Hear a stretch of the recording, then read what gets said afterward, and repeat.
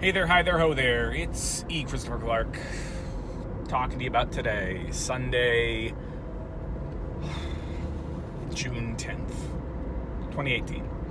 I'm on my way to my pal Steve's to record a podcast, and it's been a day. It's been a day. Because we spent all day yesterday on Saturday swapping rooms with my kids. The laundry was going during that time, but it didn't get folded, and the dishes were piling up, and they didn't get washed. There were errands to run, grocery shopping to do. It became, by mid-morning, a kind of divide and conquer kind of day. There were things that I really wanted to do, but a lot of those things were going to have to fall by the wayside because there were things I had to do. My wife had plenty of other stuff she needed to do as well. And we're not the type of household where one of us does all the work. It's just not the way it works. We split things up evenly, which I think is as it should be in any relationship. So anyway, I folded a bunch of laundry while watching Spider-Man Homecoming, which I've seen a bunch of times before, but people are like, why don't you talk about why you can't watch movies and TV shows? Why don't you watch new things you've never seen before when you're doing things like that? And the answer I always give, and maybe you've heard me say this before, is that if I'm going to watch a new movie for the first time, I'm going to sit there and I'm going to watch the fucking movie. I'm not going to play on my phone or my iPad or do a crossword puzzle. I'm going to watch the movie, right? If I'm going to listen to an album for the first time, preferably I'm going to listen to that album while doing nothing else, or while doing something brainless, or while driving, right? I don't want to listen to even an album of music in the background if it's the first time. So if I'm doing something that requires me to have most of my attention elsewhere, I listen to or watch things that I've seen before or listened to before or whatever. And so I had Spider-Man Homecoming on, and I only mention this in the service of getting to another thing, which is that it kept stopping. And one of the things that has constantly driven me nuts about wireless internet, especially since I've been a father and a husband, since I've never had wireless internet in a place where it was just me, because by the time wireless internet existed, I was living with my then girlfriend, now wife. Or by the time we had wireless internet, maybe it existed before then.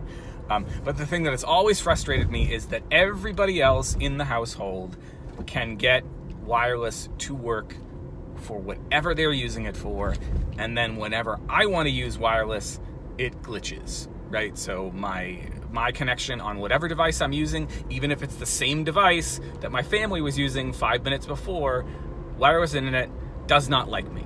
And so maybe it's the sites I visit, maybe it's the things I decide to stream, I don't know. But one of the things that's exacerbating the problem is my Eero mesh network, I think. I'm not 100% sure. But it's a great network. It's a great set of devices. It gets internet to places in our house where we haven't had it before, but it is not, or either it isn't, or my devices are dumb. Somebody's dumb. It's either the Eero or the devices, because there is such difficulty in devices that are anywhere in between two Eeros and switching off back and forth, right? Especially if those devices are stationary, right? So like the Apple TVs, the computer that's at the top of the stairs, that's in between these things just don't know, because they could connect to either one, so they get confused. And I think that's what was going on with the one that was playing Spider-Man for me as I was folding laundry. Every half hour, almost. It wasn't on the dot, so it's not something that predictable, but it's like every 20 minutes to 30 minutes, it would pause, it would start spinning as if it couldn't play. The solution most of the time, but not all of the time, was to skip back 10 seconds, and that seemed to let it rebuffer. I don't know. I just know that I want my fucking internet to work. My mother, I was gonna say I pay for it. Actually, my mom pays for the bill, but I think I can comfortably say that I pay for part of it because I do pay some money to my mom every month, and which, you know, we could call rent. It's not really rent, but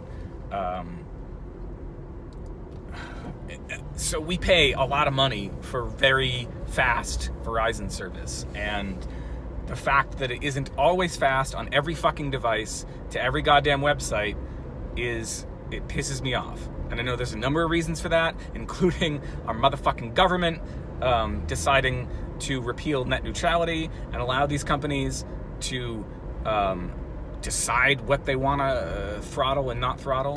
And I'm sure they're already doing it, even though those rules, I don't know when they take effect.